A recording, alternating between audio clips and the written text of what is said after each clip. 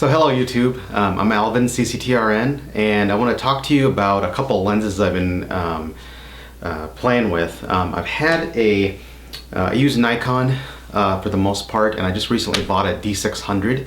Before that I was using a D90, and when I had that, I bought my first professional type lens. This is the 80-200 2.8D. It has the 2-ring type system with the built-in integral foot that you can't remove.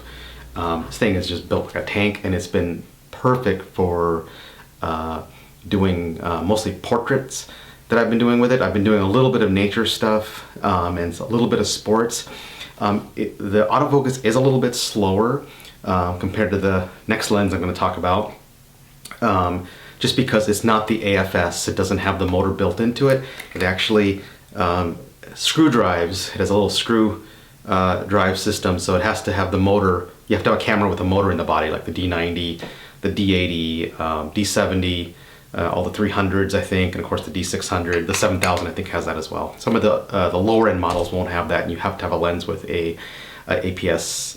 A built-in motor, an AFS motor.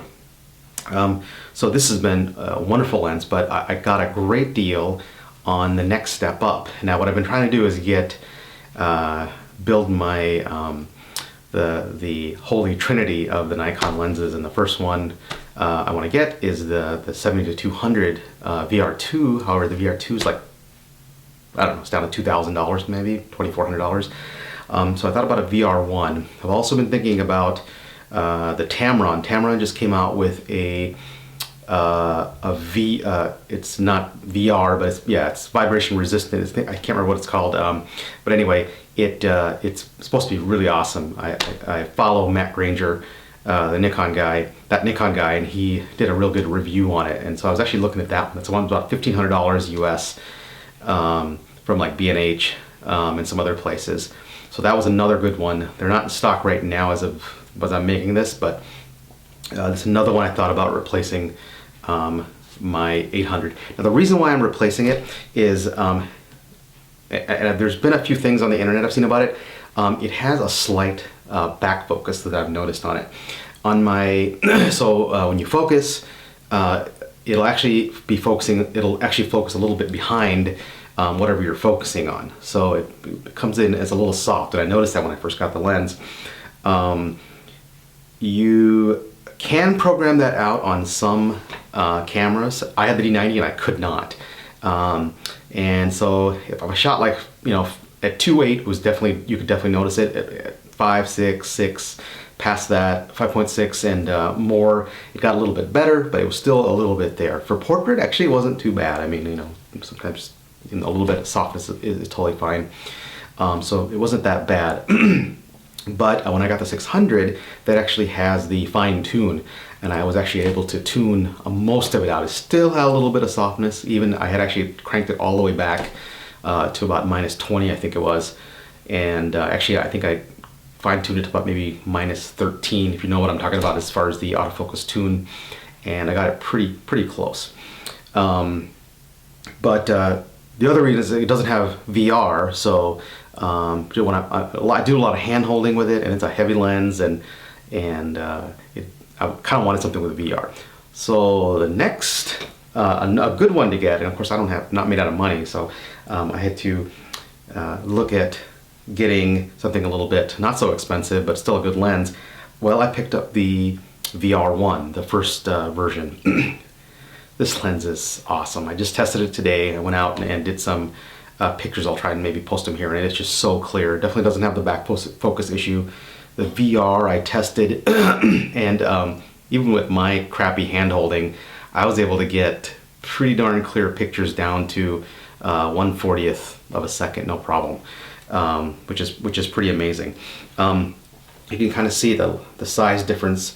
It's a G lens, so it doesn't have the aperture ring, which kind of sucks, because on the D600 you can't, when you're doing movies and videos, you can't change the aperture as you're shooting, which sometimes is kind of nice. And you have to get out of the live view and just go back into it again. The D800, I don't think you can actually do that, but not the 600. Maybe they'll make a firmware update. It's really stupid, but anyway. So with the G lens, you don't have that, so you can't do that, unfortunately. So anyway, that's one drawback. But it has awesome VR. I like the manual autofocus ring, so it'll autofocus and I can twist it to override. It also has an autofocus stop button all the way around.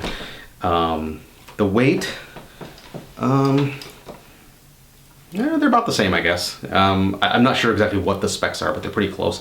You can see it's actually a little bit longer, and I'm guessing that's because of all the electronic components that they have this in it. This thing has no electronics whatsoever, which is kind of nice, because you don't have to worry about electronics going bad on it. So I almost want to hold on to it. I don't know, but anyway, I have to sell it.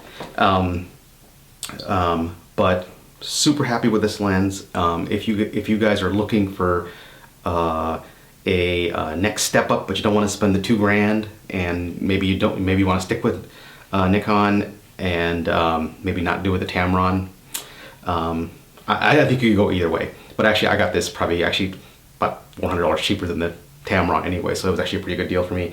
The only thing I didn't get was the foot with it, so I have to buy an aftermarket foot. Anyway, those are pretty cheap anyway, so it's not a big deal. And plus, I think I can get it with the what the hell, the Arca type quick mount. So actually, that'll actually work out pretty good. Anyway, I just wanted to go over why I'm moving up and kind of just show you the size difference between the lens and just a basic, not a real in-depth, but the differences about them and what I like and what I don't like about them. Anyway, click to subscribe, or definitely like if you like it. But anyway, hope this was helpful. Thanks.